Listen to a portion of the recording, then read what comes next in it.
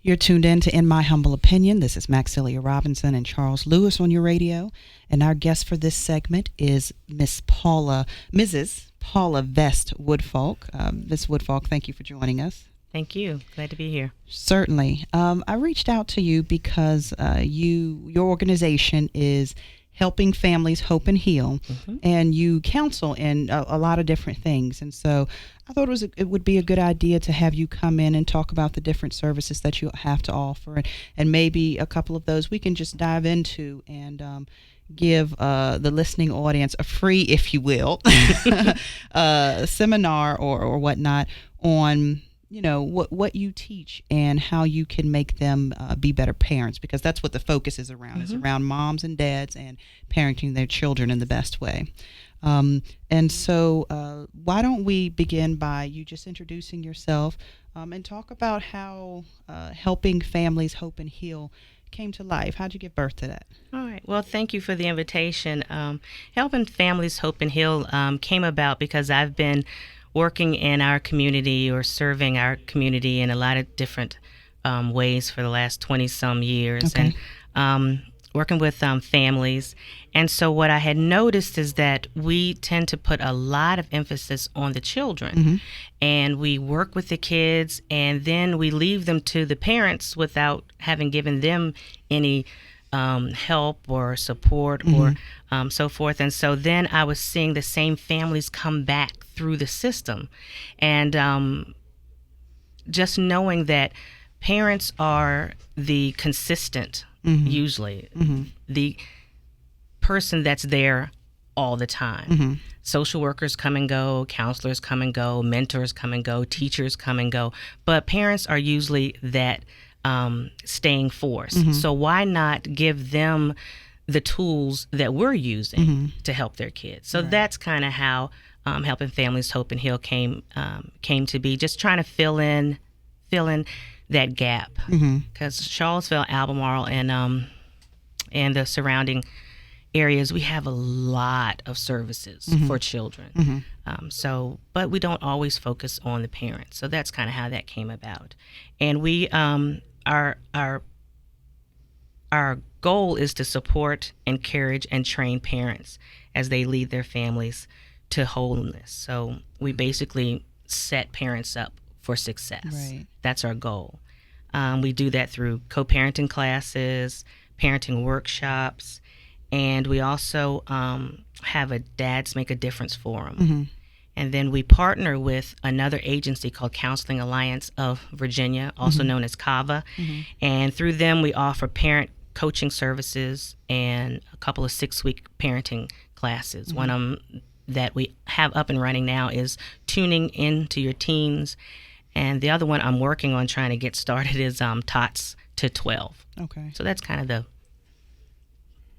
that's kind of what we're doing. Okay.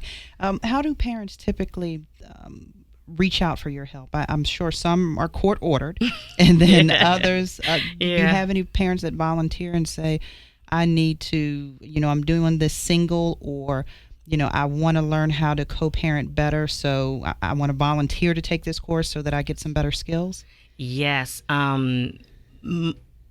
When I first started the co-parenting, practically everyone was court ordered, but now I'm getting maybe like 80% are court ordered, and some of the other ones are just word of mouth. They heard that, okay, this class could be helpful.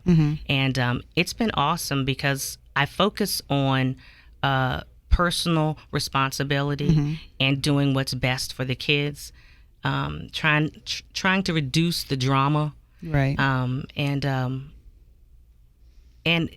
the feedback has been very, very positive. And so that's my goal, is really to just help families work together, whether you are married, whether you're living in the same household or not. How do we, as parents, do what's best for our kids and totally focus on that? And if the parties happen to be in opposition with one another, do they come to separate segments of the training? Well, the co-parenting class, is it better for them to kind of be there and talk it out? But that could probably lead to a longer discussion than you want to have. Well, for my co-parenting classes, I do not recommend, and actually I don't allow the parties that are on separate sides of the issue. I don't have them come to the same class, because it is really hard to be vulnerable, to be open, and to deal with your stuff when the other person's on the other side of the room looking at you, and then you feel like, well, what are they going to take back to court? Because our classes, I don't have to report to the court anything, and well, I am a mandatory reporter in case there's any child abuse or anything like that. But anything else that's said in the class stays in the class unless someone else from the class takes it out. Right. Okay. Yeah. Okay. So yeah. So let's you have 3 topics here that you counsel on. Let's begin with the co-parenting class, which I understand is your most popular. Just kind of give us the rundown of what that class entails. It's a 1-day class, couple of hours. It's 1 day. It's 4 hours. Okay. And the goal of the class is to assist parents in reducing the conflicts when there's custody, visitation. I don't really deal with child support issues, because the courts already, they take care of that. Right. But we really want to help parents focus on helping their children deal with the separation, the breakup, or just helping parents communicate openly, honestly, and appropriately for the sake of the kids, and just being able to cooperate, literally. Co-parenting means cooperative parenting, which means we can hopefully sit down and come to some decisions that are in the best interest of the kids, leaving our personal stuff outside, dealing with that on our own.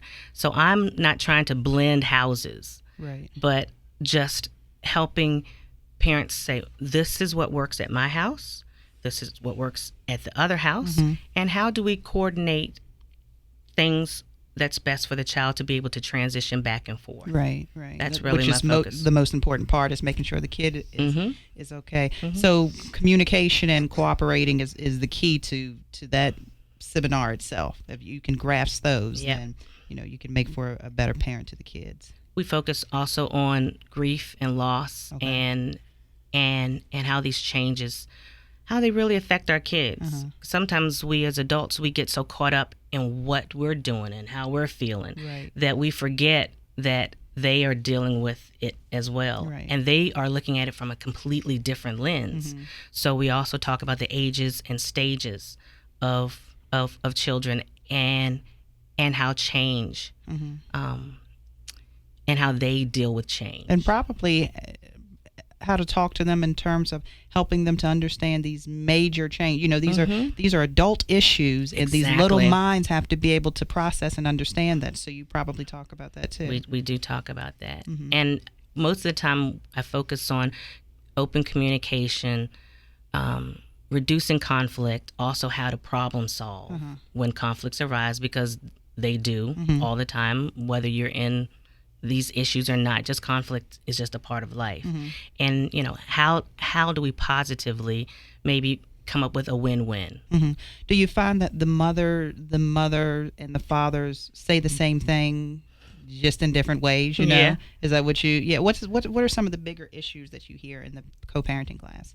Oh man, one of the major issues is, I think, spending time. One feels like they aren't getting to spend their equal share. And I think for me, though, from this angle, is parents thinking things are supposed to be equal and supposed to be necessarily fair.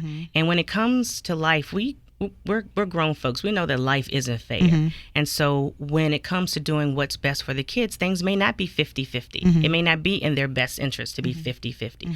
But what do we need to do, putting on our thinking caps and just looking at what is best for the kids? And what I see most is parents are so hurt they haven't healed, and through their own personal relationship issues. Exactly, dealing with the betrayal, dealing with the loss of the relation, just dealing with all that comes up with it, and then all of the extended family and their issues, and then friends. Right. It's just so much that it's easy to just forget that there are little ones watching. Right. Do the parents learning. use those kids as pawns, so to speak?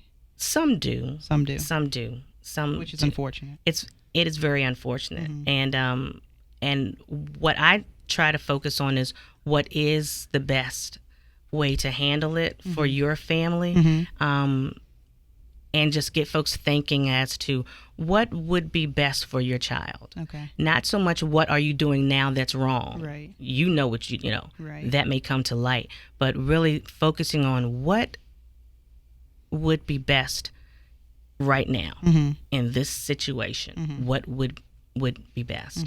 And folks, when they can put all that other stuff aside, they both want the same thing. Right. Unfortunately, sometimes they both want the same thing, and they sometimes they want all of it, and they don't want to share.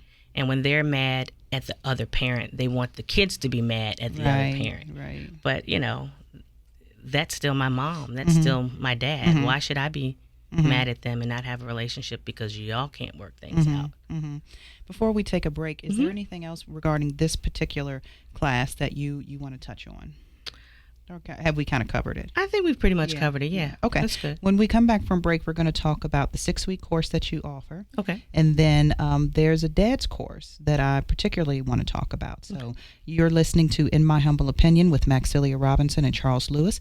And our guest for this segment is Paula Vest-Woodfolk. We'll be right back. All right, we're back. In My Humble Opinion, Maxilia Robinson and Charles Lewis here, along with our guest, Ms. Paula Vest-Woodfolk.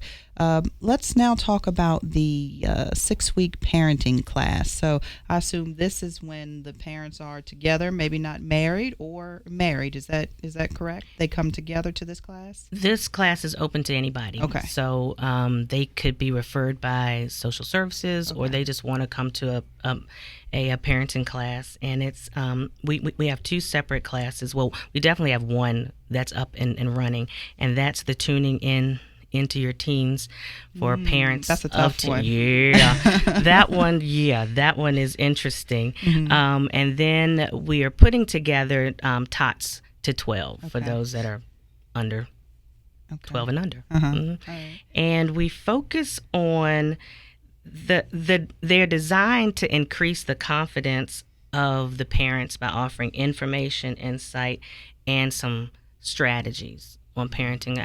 And I wanted to do the parenting classes because people think you're just supposed to know how to parent. You have them and it's supposed to be natural. Right. Well, maybe giving birth may be natural, but they don't come with instructions after that. And so when we don't know what to do, we're sometimes too embarrassed or we just don't know who to ask, we kind of how fumble to ask. through it, Yeah, and people make us feel bad, like, well, you should know. Well, how should I know? And our society now, we aren't living in the communities we were before, where we had our grandparents, our aunts, our uncles, and other people that we could watch and see. And then also people are having kids so much younger,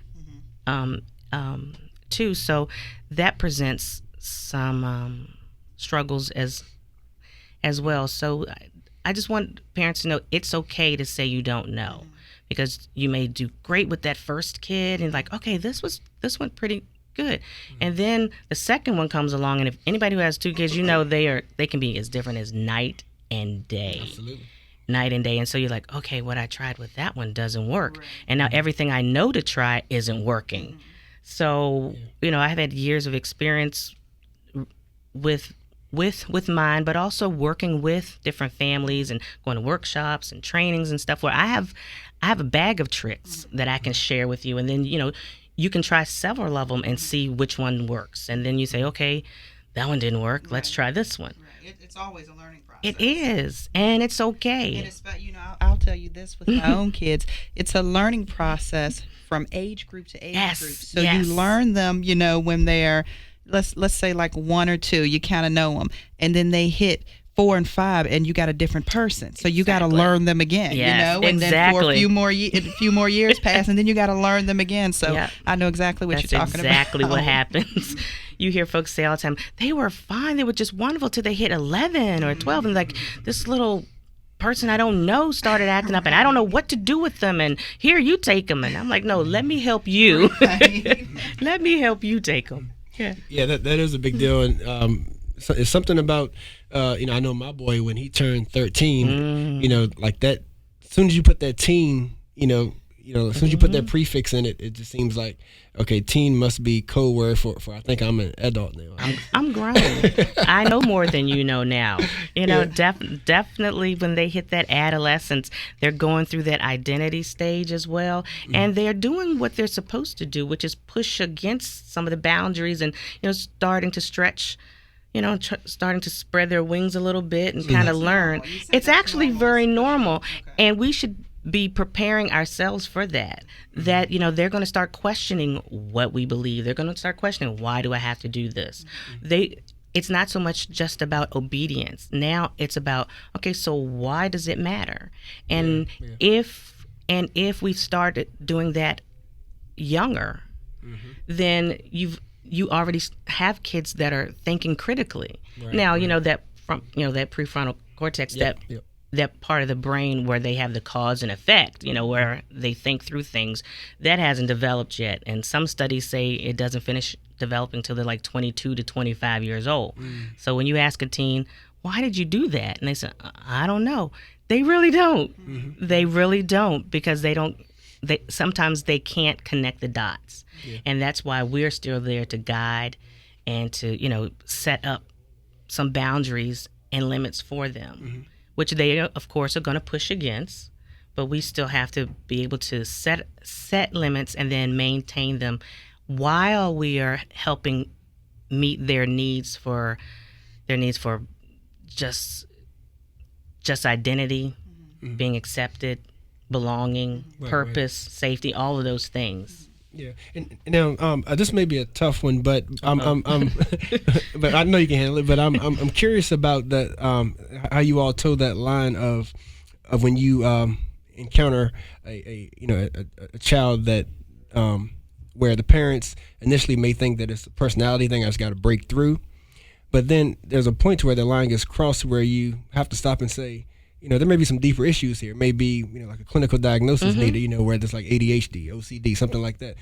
So is there anyone on the staff that kind of looks for those kind of things, or how do you toe that line? Definitely. At Counseling Alliance of Virginia, which we call CAVA, they have a whole staff that do those psycho evaluations and it's not psych evaluations, and they're licensed, and they're able to, deal with that. So that's one of the reasons why I partner with them, because I do what I am gifted to do, and then I refer folks to other people that are gifted to do what they do, that are licensed and so forth. So I stay in my lane, and I'm able to assess and say, okay, this may need further guidance, help, and I refer them to someone else. Okay.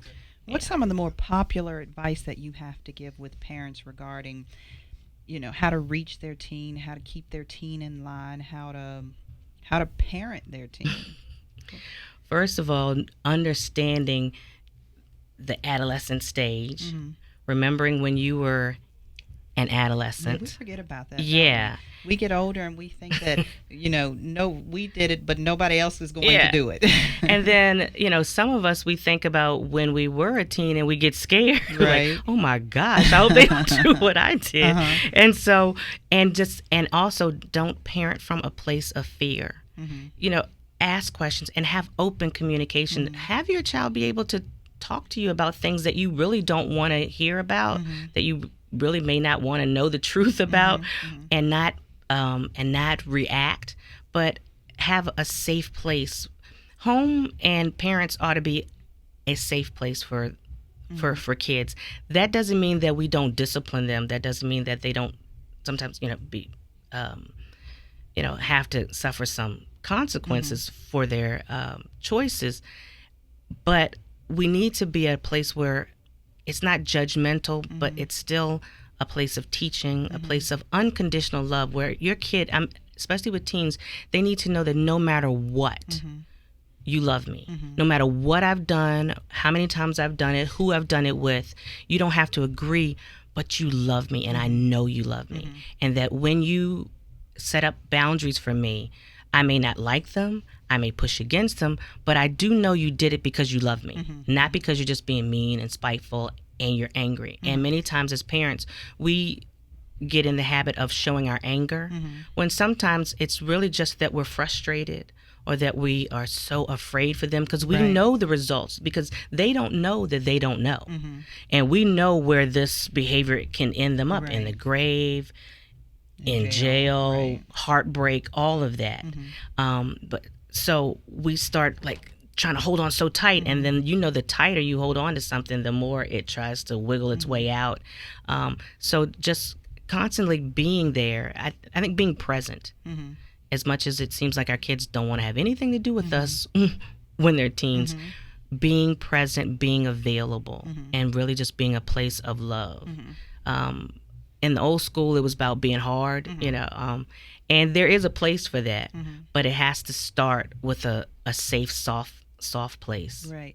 I know, not to derail from the topic at hand, but I know for my teen, they appear at least to not really want to limit the communication, and not want you to have you around as much, and to not have all your rules. But when they encounter someone who doesn't have that, then they're like, their parent doesn't care at all. Exactly. Which is, it makes me feel like, okay, you're getting this. You do hear me, because you realize that when somebody is lacking it and need it, you know what I mean? Exactly. So with regard to this particular class again, is there anything that we bypassed? We kind of went off subject maybe for a little bit, but I want to make sure we cover everything that you offer in case someone's interested in taking it. I think that gives a pretty broad scope. Okay. And we do talk a lot about communication. We talk a lot about really strategies, how to set limits. We talk about how to reduce the conflict in the home, that it's okay to say no. It's okay for them to say, I hate you. I don't know how many times I said to myself, obviously not to my mother, that, I can't believe they let anybody be a parent. I'm so mad. It doesn't come out. You be thinking it all day long, but it doesn't come out. And then I remember when I hit 17, I was like, gosh, my mom, she's like the smartest person in the world. Once you realize, so it's okay for them to be angry at you, be disappointed. They'll survive. Right. But have a plan and be proactive as a parent. Don't be so reactive. Right. So I think that's one of the things that we really cover. All right.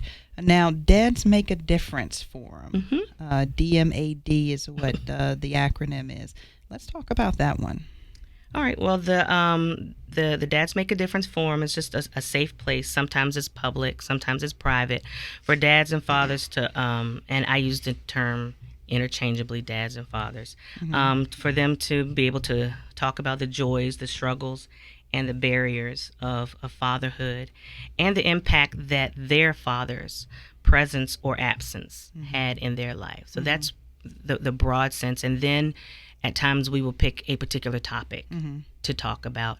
I try not to lead it, and my goal is to have a dad lead it, and to have a panel of dads. And the scope of the dads is wide. You have new dads, those that have been fathers with grown children, those that live with their children, those that don't, those that have good relationships with their children, those that don't, those that may not have seen their children in a while, or there's some conflict, because I think everybody has something to offer, and everyone can learn from one another. And so the goal is to give them an opportunity to meet other fathers and learn from one another, and how to connect, or even reconnect, or stay connected with their children. So that's really the focus. The public forums, when we have those, it's just that it is public. Anybody can come. Moms can come. The ladies can come, but they can't speak. Okay. Not during the forum. So you watch a lot of women chew on their lip half the I see them chewing, seminar, and we don't allow any mom bashing, women bashing, because that is not the focus. We really focus on dads. They are directed and expected to focus on their role in the situation, and possible ways they could make things better. So we really try to focus on that. But the feedback I've gotten from the ladies that have been there, they have liked the idea of not having to think of something to respond to. My come goal, up with the answers themselves. My goal with that is because I want the dads to feel like they can have a discussion just among themselves. But I wanted the women to be able to listen in and be able to hear the hearts of the men without them putting themselves in it. And we know as women, many times whenever we say something, it changes the dynamic and it shifts it back on us. And I don't want it to be on us. If I want it to be on moms or women, then that would be the group. But I really want, my goal is really for moms and the ladies to really just hear the hearts of these men, and that they play hard and they try to be hard, and sometimes it's just because they're scared and they don't know how to be a dad. They haven't seen what it's like. They are afraid of being rejected. It's just a lot going on. And so just being able to hear that. And so the ladies have been able to say it was really nice to just sit and listen and just hear and not think about what I wanted to say. So that has been the positive feedback that I've gotten from the ladies. And so my hope is that the guys, that they'll continue to look to one another. Right. This is important because so many households and so many children are missing their dads. And so the fact that, they're coming to something like that to talk about it says that they recognize there's something there, and they want to do their part to fix it. So when the barriers are down and these are just dads talking, what type of things do dads take issue with? What type of things do they struggle with? How can you go in depth with that? Yeah, some of them struggle with just feeling bad that they can't they feel they have nothing to offer, either financially, emotionally, and they just don't know what the kids need. They struggle with some of them just really struggle with being hurt by their dads not being there or not being good examples. Some of them struggle with having dads that were like they felt were perfect, and they know they can't live up to that. And many of them, what I hear most of them say, I just want to be with my kids. I just want to spend time with them. And then sometimes they don't know what to do with them when they get them. So they may not follow up on the visit that they're supposed to get them every other weekend, and they don't show up. And so I'm like, okay, so you've been begging to do this. How come you didn't show up? Well, Miss Paula, truth is, I didn't know what to do with them when I don't know what to do with a 5-year-old girl. Right. So I don't know. Do they equate spending time with the kid, what I can give them and where I can take them? Is that kind of along the lines of what dads think, not just let's sit down and have a father to son or father to daughter conversation? True. That's part of it. And then sometimes especially when they haven't spent much time with the kids, they really don't know their kids. Right. So they just don't know what activities to do. And so, and I let them know that there are a lot of things here in Charlottesville that are free. And then I also give them some suggestions on things you can just do one-on-one, some activities. You don't have to sit and talk.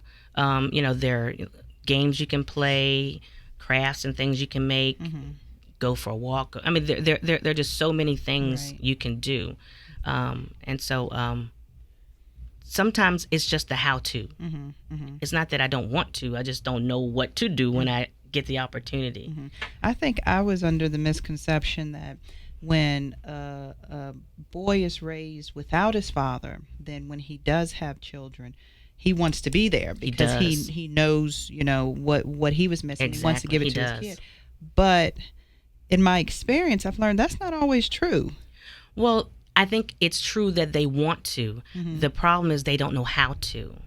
And so then they shy away from doing. And then I also work with moms, helping them make it easier for dads to see their kids. Sometimes they just don't want that tension that comes from that transition of picking them up. They think there's gonna be some kind of arguing or conflicts, so they just stay away because they don't want to deal with that. But what I'm noticing mostly is they just don't know what to do, and so most guys or people, but definitely men, when they don't know what to do, sometimes they do nothing until they have to do something, and then it's kind of like desperation mode. Yeah. Well, thanks for this valuable resource, Mrs. Vest-Woodfolk. But how much do you deal with the trifecta, so to speak, of parenting? Meaning, if it's a maybe like absentee mom or absentee dad, and then there may be a grandparent or aunt that comes into play. Are you seeing much of that? Or it could be, or it also could be a dad that maybe has to deal with the stepfather, or mom has to deal with the stepmom, things like that.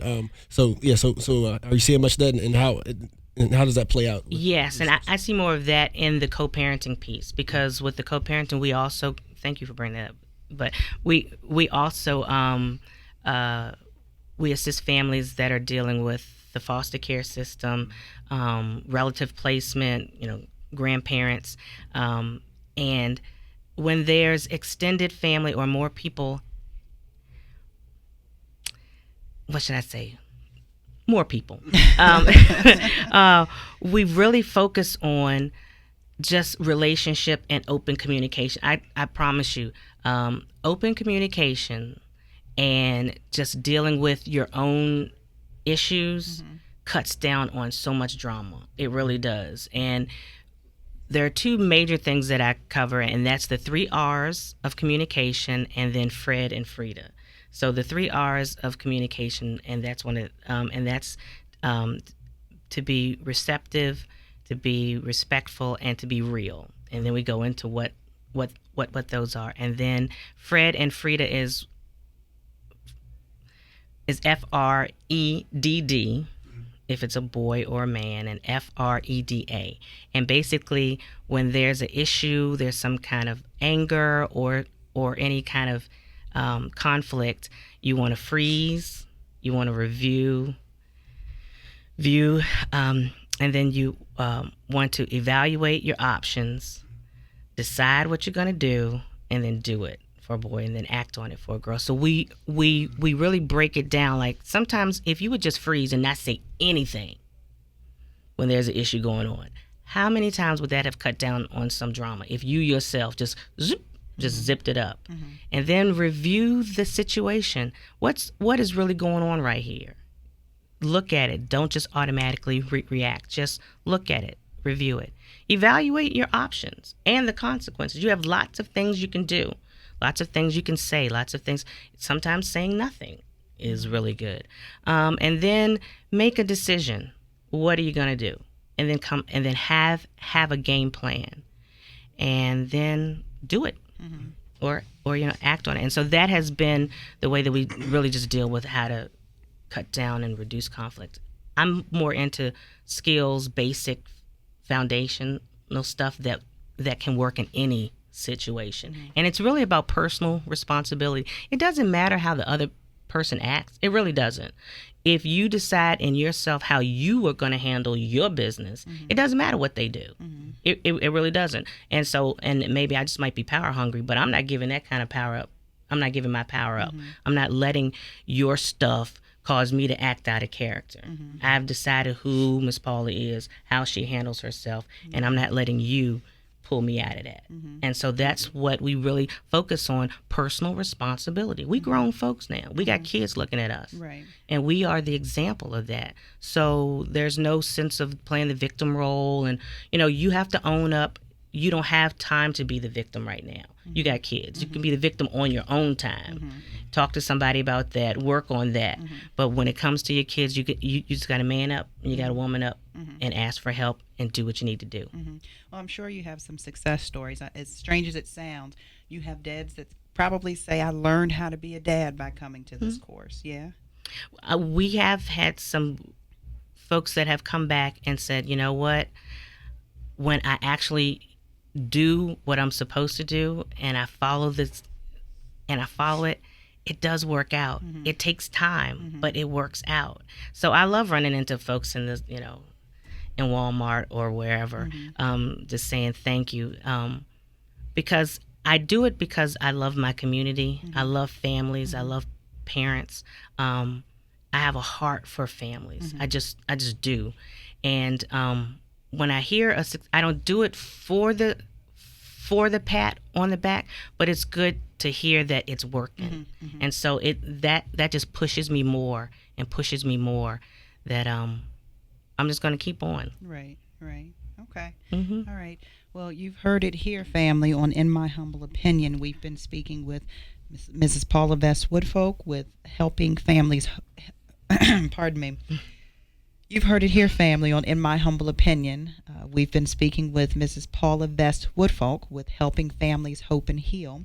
A lot of resources that she has to offer, and it sounds like she's doing exactly what the organization says, helping you all to hope and heal. So if you need her resources, I'm going to let you plug that. I didn't do that.